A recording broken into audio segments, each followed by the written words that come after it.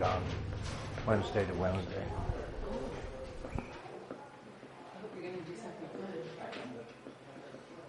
Okay, we're going to come into live video and then live audio in 5, 4, 3. This meeting of the City of Eureka Springs City Council will come to order. The clerk will establish a quorum. Parker Raphael. Here. Butch Berry. Present. Karen Lindblad. Ken Pownall. Here. Lenny Balance. James DeVito. Here. Okay. We have 5. a quorum. Please stand for the pledge to the flag.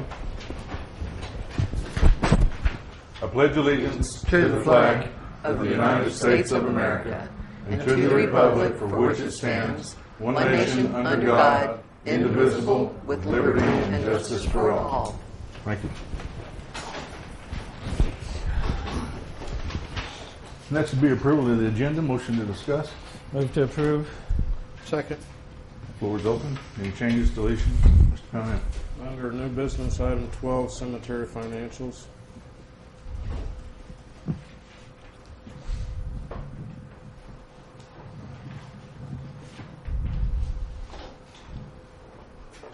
Is there a second? Second.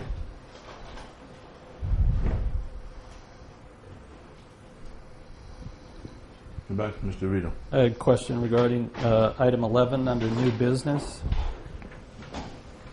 It's been brought to my attention that there's nobody to show up tonight, so I would consider canceling the executive session. Is there a second? Second. Okay. So?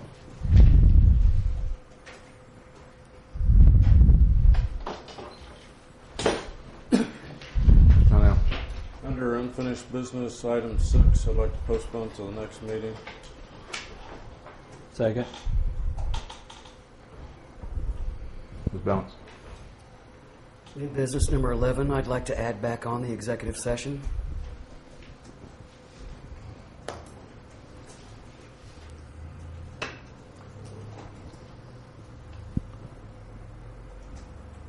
Is that kosher?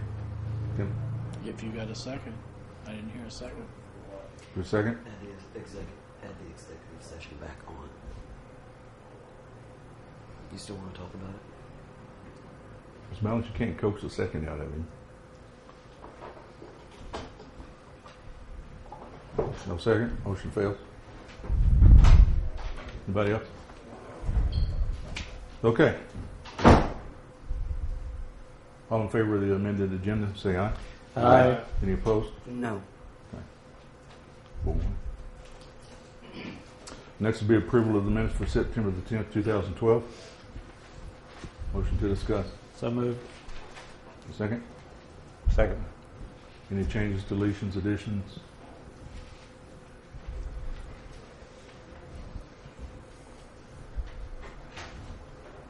All in favor of approving the minutes for September the 10th, 2012, say aye. Aye. Aye. Any opposed? I abstained because I wasn't here. Okay.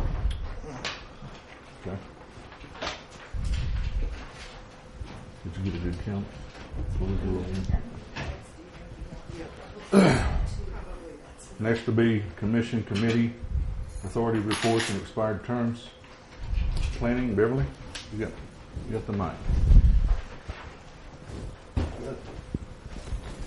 I just want to report that the Municipal League had a planning seminar here in Eureka Springs and on the 19th, and I believe about 70 people from around the state attended that, and all of your planning commissioners were in attendance along with Glenna and Diane, and there were many mayors and many aldermen and many planning commissioners in that session, and I just wanted to extend to you a thank you, and I appreciate that you help us to understand what our job is and allow us to go to that training. It really meant a lot. Thank you, ma'am. Okay. Nothing under CAPC, nothing under hospital, nothing under parks, nothing under HDC. We do have a vote pending on this June Westphal for position number 1, Cemetery Commission. Move to approve. Is there a second? Second. Any discussion? All in favor say aye. Aye. Any opposed? Ms. Westphal is on. Next will be public comments. Do we have a comment page?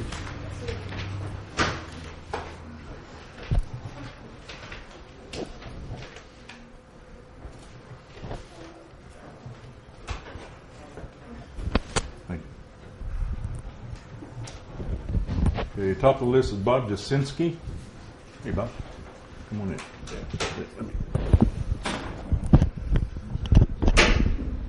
That work? Yes, thank you. Bob Jasinski, 46 Hillside Avenue.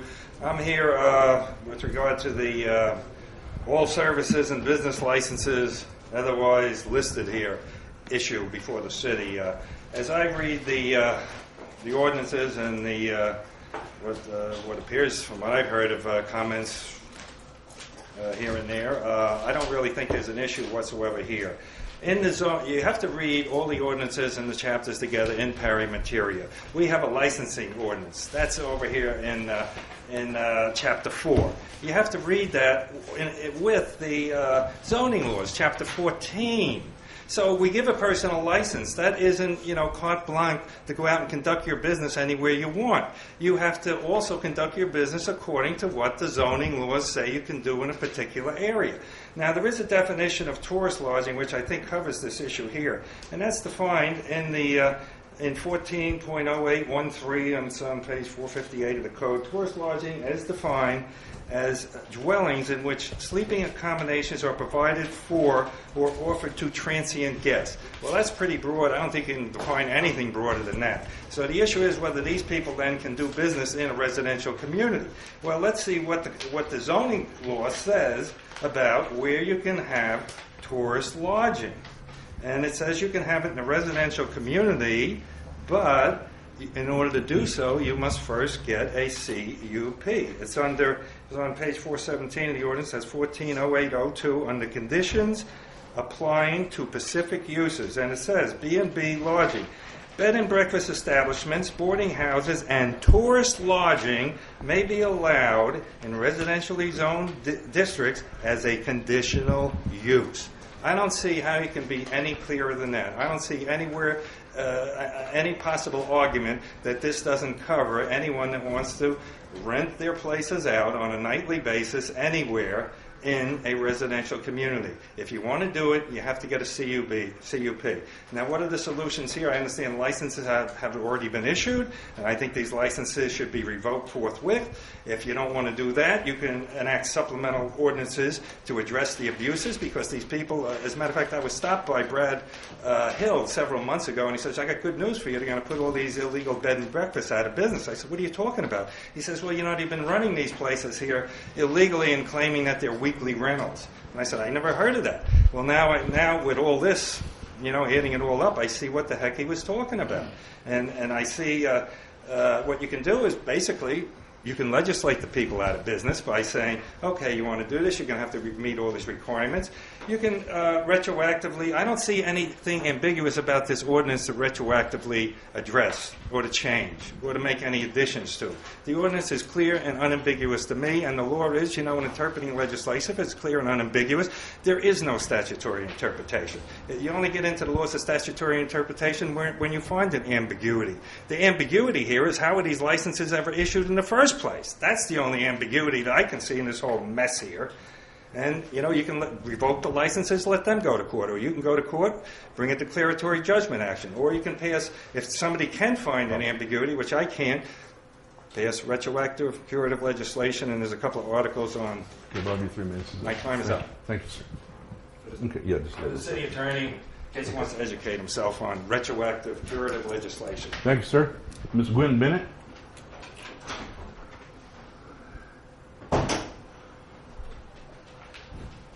Gwen, I don't think this is going to work for you. There you go.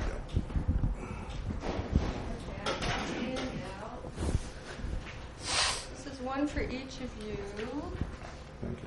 Pass them on. What I've done is, I didn't save one for you, Dan. Sorry. Go ahead. What I've done is I've gone through the zoning code and kind of distilled what's pertinent to this issue, and I'm speaking on weekly rentals.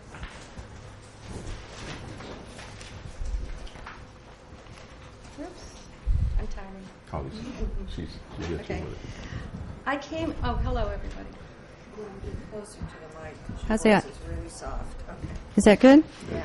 I came back from my summer art shows to find that the home across the street had turned into a weekly rental while I was away. No notice, no city oversight. Now they are to be grandfathered. When I moved to my home 27 years ago, there were no businesses on Hillside. Now, out of 13 homes, 6 are businesses, and of 3 types I might mention. In the 1990s, council, planning, and the public worked together to protect R1 and R2 residential from too much commercial encroachment. The protections included: the owner or manager shall occupy the site, no new lodging, no like businesses within 200 feet of each other in the residential districts. The weekly rentals violate all 3 of these in spirit, if not in law. A neighborhood can and should be a place of recharge and retreat. I enjoy my neighbors and afford them their privacy and holler high and help them, and vice versa. Take interest in their lives. This is especially important in a tourist town. We need backstage to recoup and recharge, to be ready to go on stage. Aside from the previously mentioned code, here are a few more that pertain. Section 114-4. The only permitted uses in R1 and R2 are single-family dwelling, two-family dwelling, public use. Section 114.14. Conflicting provisions. In the event that the provisions of this zoning chapter appear inconsistent with one another or with other sections of the municipal code, the most restrictive provision shall govern. Nonconforming uses. In the description of neighborhoods, the goal was to preserve the integrity of the zoning district and the regulations established by this chapter. Then I need Section B of that code, continuation. Subject to the following provisions of this chapter, landowners may continue to use nonconforming uses, structures, or lots which legally existed more than 180 days prior to the effective date of the ordinance from which this chapter derives and would now be made illegal thereby.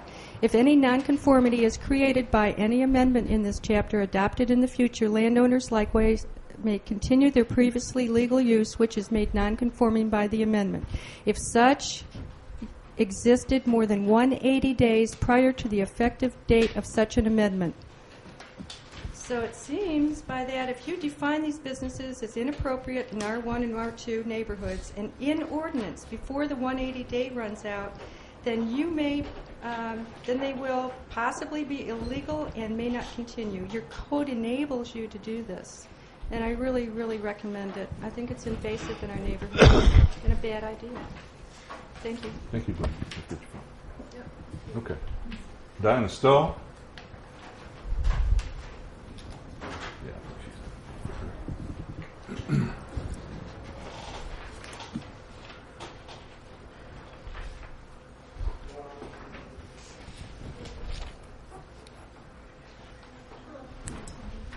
Hi, Nanny. Is it good for you that we're that high? Okay. I'm just here for a second. Hi, my name is Diane Stoll.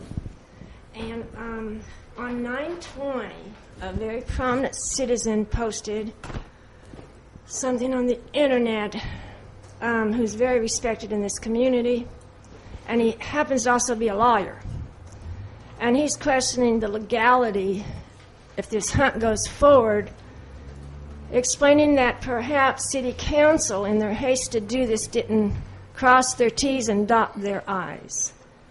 And I'm sure you're all aware this is 4-day-old news by now. If nobody has seen this little post, I'd be happy to give it to you. It's like very short.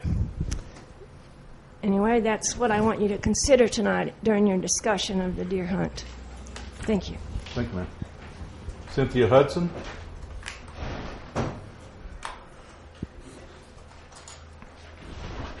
Hi, Cynthia. Is that going to be good for you? How close? Is it going to be good? How's this? Good. Okay. Please state your name. My name is Cynthia Hudson. I'm here to speak against the deer hunt. And it is a well-known fact that killing will not reduce the population of deers. The figures speak for themselves. Since 1974, when the CT Department of Environmental Protection changed the status of deer in Connecticut for nuisance animal to game animal, the state's deer population soared from 6,000 to over 80,000. And that's the Department of Environmental's own figures. A deer kill will not safeguard individual homeowners because the remaining animals will still seek their preferred food and browse on unprotected landscaping in their food path. Residents should be responsible for choosing deer-resistant shrubs and using other ecological friendly self-help methods. The township can partner with residents by providing public education, facilitate access to appropriate products and service. I urge you to take an ethical approach to human-deer conflicts by implementing nonviolent measures that preserve the habitat and keep our towns and woodlands safe for us and the creatures who live here. Hiring snipers will have a negative effect on traffic safety, public health, public safety, and wildlife habitat. The proposed method of population control by killing is inappropriate, ineffective, costly, inhumane, and unethical. And my neighbors have what is called a scarecrow that works very well to keep their deer at bay, to keep their flowers safe, and they just adhere it to their hose. It's sound activated, and it works very well. And if people in town just use this alone, I don't know that we'd even have a problem. Thank you. Thank you, ma'am. Francis, and I believe the last name is Davila? That's right. All right, got it straight. How are you? Thank you. I just want to say that I'm against the deer hunt inside the city limits of Eureka. I have a yard full of flowers. I use deer scram, a product that Don E. Allen, who maintains all our beautiful flowering gardens here in Eureka in downtown, suggested for me to use. Works for him, works for me. Thank you. Bye. Bob Jeffries? Deer scram. Hey, Bob. Yep. I can already see the issue with this. Here. I'm Bob Jeffries. I'm also opposed to the deer hunt, mostly for the reasons already stated, but I think that it's a mistake for the city to sponsor this sort of event, if you want to call it that. I believe that deer have as much right to life as any other animal, and as well as human beings. And so that's it. Basically, I just want to throw my hat in the ring against opposing the deer hunt. Thank you. Thank you. That conclude subject for public comments. We'll enter into unfinished business. Number 1, sign ordinance. I believe that has been postponed until the sign ordinance is approved by planning.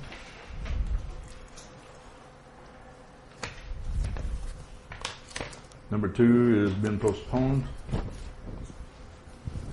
Number 2 is postponed until reviewed by city attorney planning. Okay. They have, I think, a version that both planning and I have looked at, or at least planning chairman. Motion to discuss then. So moved. Second. Floor is open. I have a procedural question in regards to items that have been postponed. I think it'd be apropos that once those items have been postponed pending review, that any documents or any discussions should be put back on the agenda without a pending or postponed until review. Because the way I read the agenda, everything that's on here postponed until reviewed has not been brought back to the table properly. Further comments on that? He's right. It's kind of hard to prepare when you don't know if something's postponed or if we're ready for it. It's kind of hard to prepare. And it kind of reads to the public as if, for instance, number 3, weekly dwelling units list postponed until reviewed by the city attorney. If people are interested in that particular item, how do they know whether to show up or not? Or do they just show up at every single meeting until, I mean, it's really rather confusing. So I tend to agree with my colleague. We'll have to be more definitive on our explanations, I guess, on each one. Yes, ma'am. The information came today, and so I'm not sure how else it could be made clear. We got the ordinance today. So what is it that you want to see on the agenda to... I didn't know it was going to happen today. Well, I'm certainly not calling you on the carpet or finding blame in you in any way. I appreciate everything you do and everything you try to do. Since these items appear on this agenda as if they've been postponed and are not ready for us to speak about, perhaps we should actually bring these back to the agenda the next meeting without the caveat that they're being postponed. In other words, that we're ready to discuss them. We will be discussing them. I totally meant no offense, Ms. Clerk. Oh, I'm not taking offense. I'm just trying to understand what wording would make it better for you. Well, if these agenda items will be ready to be discussed at the next meeting, then they can appear on the agenda without the caveat that it's been postponed until reviewed by whomever. And indeed, if we only receive some of this information today, it should be pretty clear that we probably have, I mean, some of us work, and we come here straight from work, and so we probably haven't had time to review that information and look it over and digest it. So perhaps we should go ahead and postpone these items until next agenda, and then they can appear on the agenda as something we are going to actually discuss at that meeting. That might be the way to do it. Whoever you have, since this is all pending on your review. If that's what, I mean, if council wants to set them off till the next time so that they can review it, so that they can give the public fair warning, I don't have a problem with doing that. It may delay in the future other items too, because you may not know ahead of time that something's going to come off. It may make it a month before you, even if you get something sooner than that. But procedurally, it does make sense to let you have more time, if possible, to do a review of something. Although, if you take the normal course, you don't normally vote something the same night as you first read an ordinance the first time, but at least not vote it for final approval. Ms. Lindblad. Is there a way that we can just take them off and not have them on the agenda until we have the appropriate information? Instead of postponing and postponing and postponing, which makes it look, crazy for people, because I agree, they don't know when to show up. And, perhaps we could discuss this tonight, but we can't really deal with things when we get them the day of the meeting. And the public might want to show up. Maybe there were people that wanted to show up for this tonight but had no idea because the agenda said postponed. So I think maybe we should take things off unless we're going to be able to deal with them at the table. Ms. Lindblad. If Ms. Balance, thank you. If I may, as a way of explanation, we've had some issues with things that have been postponed not being on the agenda, and then somehow they kind of got lost. And so this is why we've kind of kept things on the agenda as postponed, so that we don't forget them and they don't drop through the cracks. That's kind of why we've done this. So just by way of explanation. I know. Well, continue, and I agree with what's been said so far. I consider an issue that's been postponed, and then all of a sudden we're bringing it back to the table tonight, no different than what colleagues across the table have argued in the past of putting something on the agenda that night and voting on it without proper public notification. That just goes to further substantiate the need for better public notice. As far as the items getting lost, yes, we discussed that as far as keeping on there postponed. But I think we need to be looking at either dates or taking it off, because indefinite, and I think I'd have to read Robert's Rules of Order a little bit more, but it needs to have a date that it's being postponed to, or it will have to be taken off the table indefinitely, and then it would have to be brought back to the table when it's ready to be discussed. In reference to number 2, do you wish to postpone or pursue? I'd move to postpone until the next meeting. Is there a second? I'll second it. Got a motion to postpone and a second. Any further discussion? All in favor of the postponement, say aye. Aye. Any opposed? Aye. No. Okay. Motion's postponed. Number 2. 1.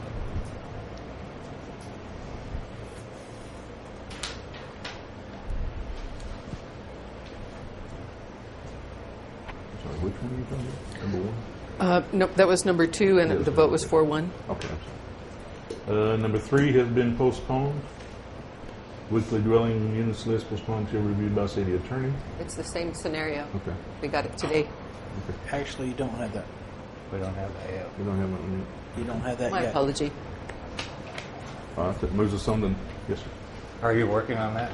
Yes, I got some suggestions over the weekend that I want to just see about doing a little more research on. So I hope to have you something in the next week or so. And if you're going to follow this new procedure, maybe in the next council you can put it back on for discussion on the next time. Any further? All right.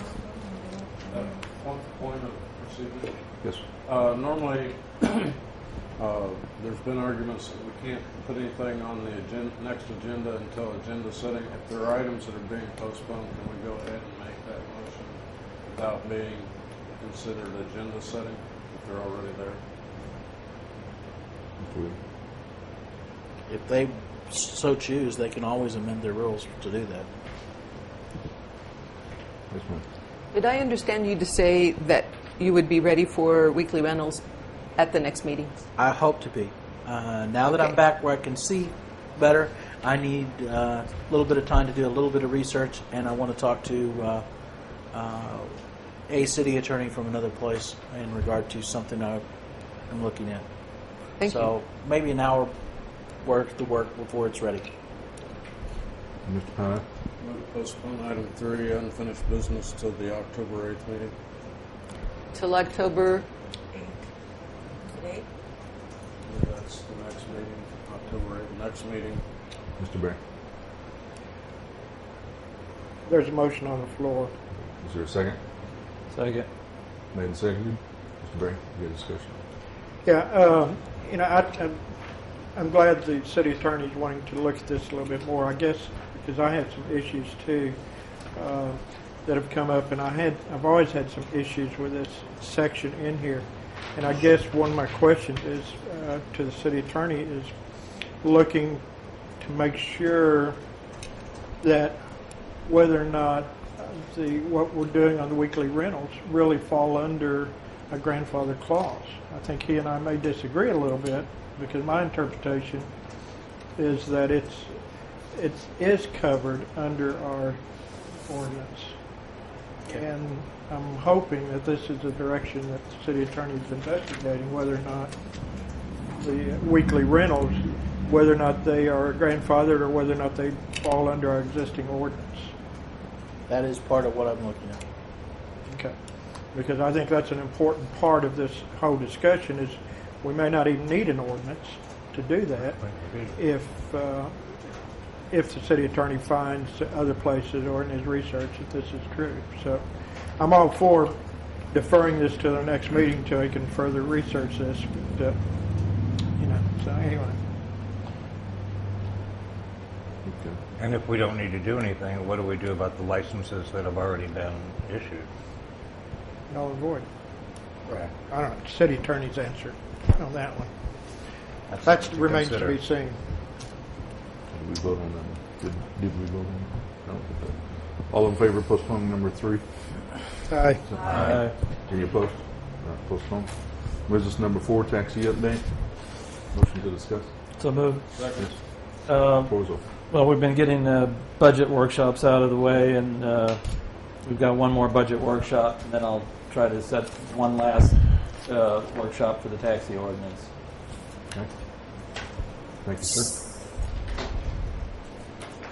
Any further discussion on it? If not, we will move to number 5, auditorium agreement 2013. I've been in contact with Mr. Maloney. I would rather give you a whole report as opposed to just partial right now, because I did not make you copies just because I got this at the last hour. Would be more than glad to make copies of this and put it in your box so you'll have time to actually study it as opposed to try to deal with it tonight. I mean, there's no agreement set yet. We're still working on it, so. Yes, ma'am. What is this? This is an email from Mr. Oh, Maloney. it's just an email? Yes, that's Okay. all. It's not a finished document, it's just notes. Mr. Conner? I move that we put item 5 under unfinished business at the next meeting, October the 8th. Second. Motion was to put number 5 under unfinished business for October the 8th meeting. Is there a second? Here. Okay. All in favor, say aye. Aye. Any opposed? Okay.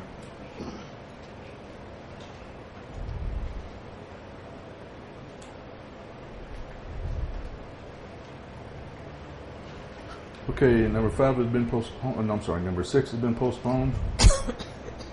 Brings us to number 7, Water Sewer Committee Ordinance discussion. Mr. Conner? Move to discuss. Second. Floor is open. Yes, sir. I don't know where this came from under unfinished because we voted down the proposed ordinance, and I also noticed it's under new business. So is there something that I missed on unfinished business?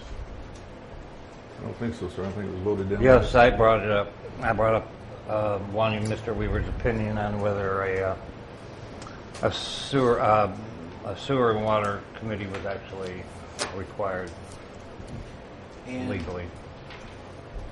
I looked at it.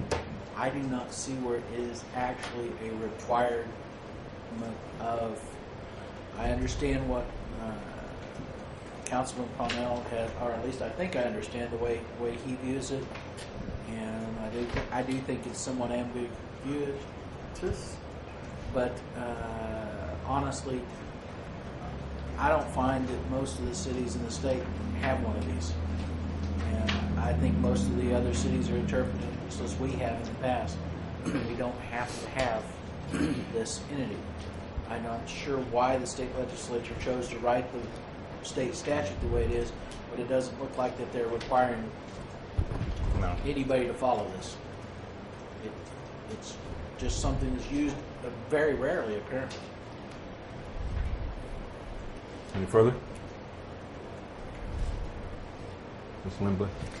Yeah, Mr. Connell talked about Mr. Von Tomlin talking about this committee, and I'm curious about that information because we don't know anything about that, and I have not been able to contact Mr. Von Tomlin about it.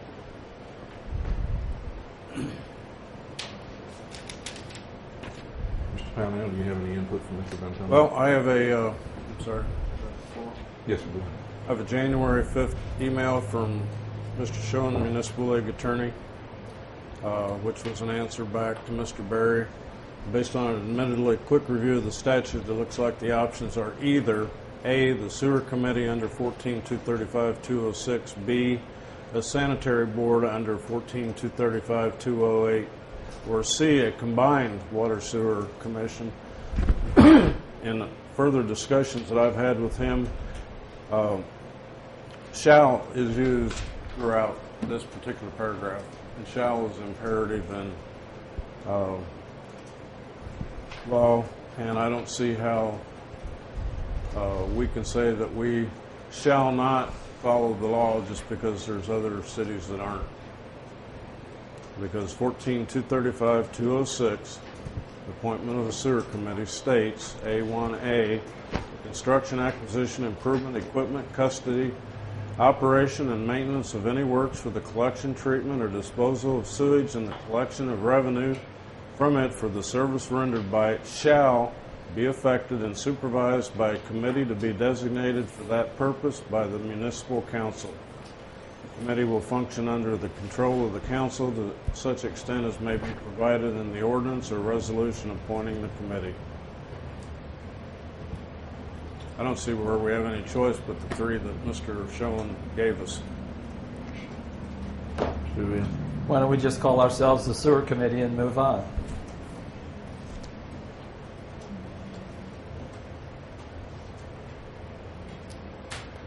Because there's specific rules about the makeup of a sewer committee, and that's where I have the problem. It's usually two city council members and 3 people at large, and we don't have the qualifications to even come close to handling something like that. I don't know, you had to hear That proposed ordinance that was done was a copy from parts of it from the Fayetteville ordinance. There's nothing that says that we can't change what the makeup is of that committee. It just statute just says we shall have one. Whether it's one council member, it could be the janitor and the council member and the finance director and one of the tour bus drivers and 3 people that are knowledgeable in sewer water operations. Well, as far as I can tell, we have the people that are necessary for what's getting done. We have a financial person to take care of the financial part. We have Dwayne to take care of the permits and the technical part, and we have Morris to sign the DMR. And I don't know what else we need and what else we could add to it. We could try to change the budgeting somehow, but I don't know that I can't find the money to do that. Mr. DeVito.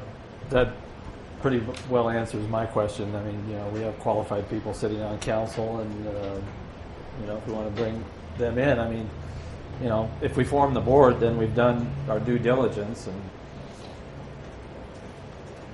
personally, I just, if the state wants to come at us, they're not going to fine us right off the bat. They're going to ask us to do this first. Got a lot of things, on our plate, so I don't see it as something to get too concerned about. Any further? Mr. Weaver, you got any closing arguments here? Okay. Ms. Linda? Yeah, I'd like to ask Mr. Weaver about the word shall. Typical It says that we shall, so. Typical interpretation when you're dealing with legislation is the word shall is a requirement.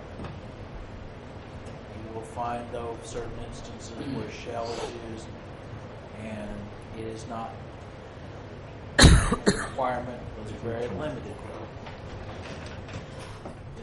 In this instance, though, typically when there's legislation passed of this nature, the Municipal League in the past has sent out either a article in the magazine they publish and or held workshops or updates for the city attorneys or the department heads of the departments to say this is something new that you need to enact. I've seen nothing going back through their literature and their stuff where they've ever done this in regard to this particular issue. But they usually try to keep the cities on top of if there is something that has to be taken care of that most of the cities are not. They hold continuing legal education for the city attorneys twice a year at the conferences, and they often make them a topic of that. And if it's in between, they often, as I said, set a workshop or send some kind of notification when they think that there's a large number of cities that may soon be out of compliance with something. I make a motion that this item be taken from the table by roll call vote only. Is there a second? Second. Everybody understand the motion? Be taken from the table by a roll call vote only. Any further discussion before we vote? Okay.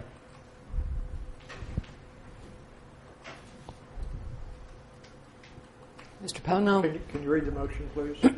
that the motion be taken from the table by a roll call vote only. Agenda item. Not the motion.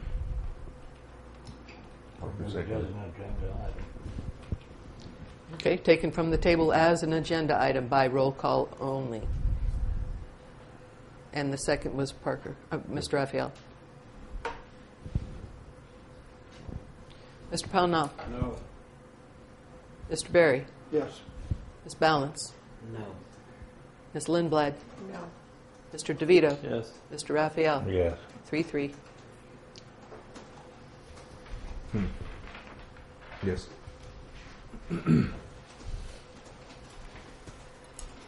Four, 3. Moves us to number 8, Auditorium Heating Core Report. Each one of you should have a copy of the paperwork from Mr. Miller for the MCC Airworks. Need a motion to discuss. So moved. Second. Okay, floor is open. You want to come up? Okay.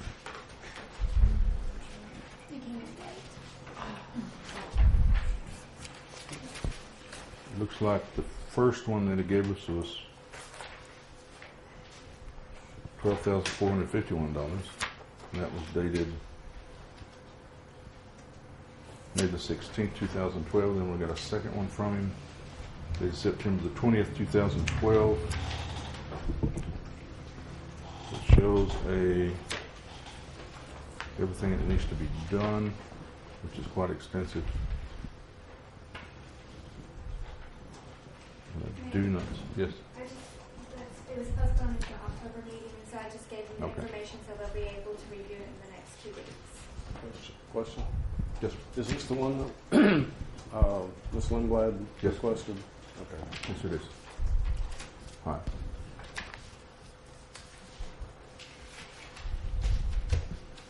Okay, first meeting in October. Okay.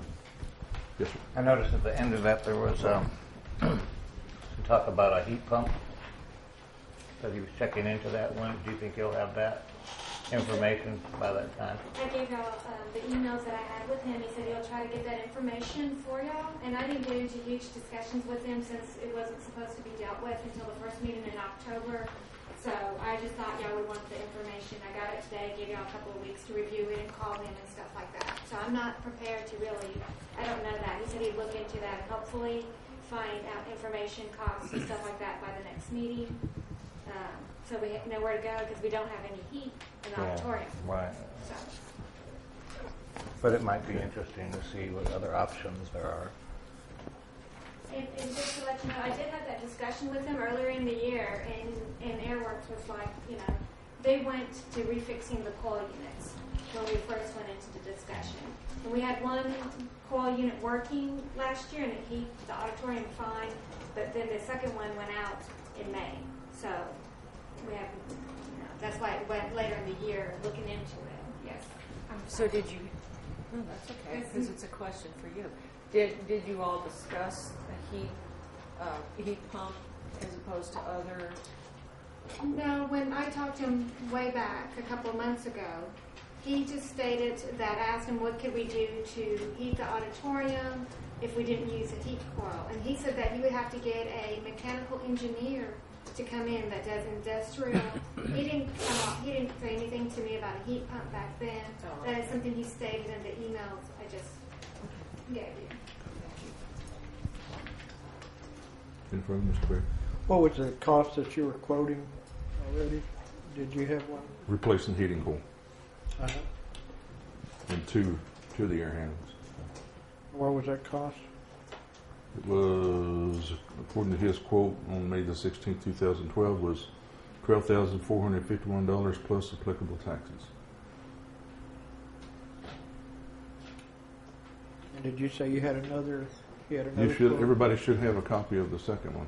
All this paperwork was forwarded on to. The only thing I see is the $4,000 cost. Yeah, I think those are the ones that are not covered.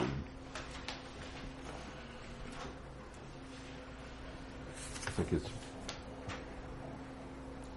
not lined out would run around $4,000 to diagnose, repair, service, and clean. Those are the listed repairs in the second set of papers that you got. I didn't see anything about 12,000 in there. Okay. You want to go ahead and get into this now, or are you going to wait till the next meeting in October? Okay. I just got these papers. Okay. Yes, ma'am. What is the 12,000 you're talking about in here? I didn't see it in here. The 12,000 the mayor's regarding is the first. It was on this. The first email that I gave y'all a couple of weeks ago, Oh, the okay. original Oh, estimate all right, to okay. fix it. And just to let you know, though, he told me that was only good to October 1st, the 12,000, because products and services go up. So that's not, after October the 1st, that's not going to be an accurate quote either. Okay. Okay, so is there a motion to postpone this till the first meeting in October as indicated on the agenda? So moved. Is there a second? Second. All in favor, say aye. Aye. Any opposed? Does Okay. anybody else need one? We will postpone until October the 8th. Number 9 has been postponed, which moves us to new business.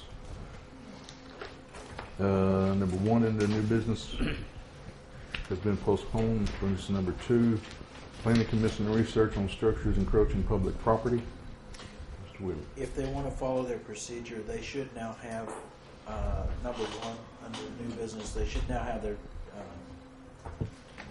documents to look at. And so if they want to put it back on for next time instead of having it postponed like they did a little bit ago. So moved. Back on, not for tonight. But Second. your Next meeting. Okay. Motion been made and seconded. Any discussion? All in favor, say aye. Aye. Any opposed? Okay, motion on the agenda. Okay, brings us to number 2, Planning Commission research on structures encroaching on public property. Move to discuss. Second. Floor is open. Ms. Bowles? Oh, Does- Beverly, okay. The planning chairman have some Yes. information for us? Yes, you do.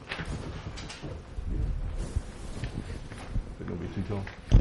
I took your request to the Planning Commission, and they asked me to come back to you and say, if you give us very specific, detailed instructions with a budget line item in order to get that done, that they would work on that.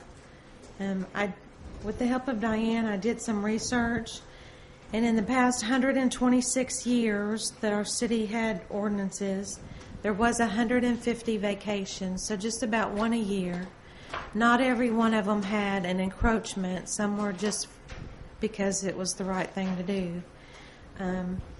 And they tell me that it will probably, if we had to have a surveyor survey all the land that we had, could be well over $100,000. And it would be my opinion that if we put $100,000 in the land bank, that we could just buy better land that would be useful to the city. So we really didn't understand at the end of this process what the goal would have been, what it would better the city if it's, maybe just one a year. Yes, ma'am. You referenced they told you it would cost so much. Can you tell me who they might be? Well, everyone that we asked about, they said the surveyors that we called said a commercial survey ran between $800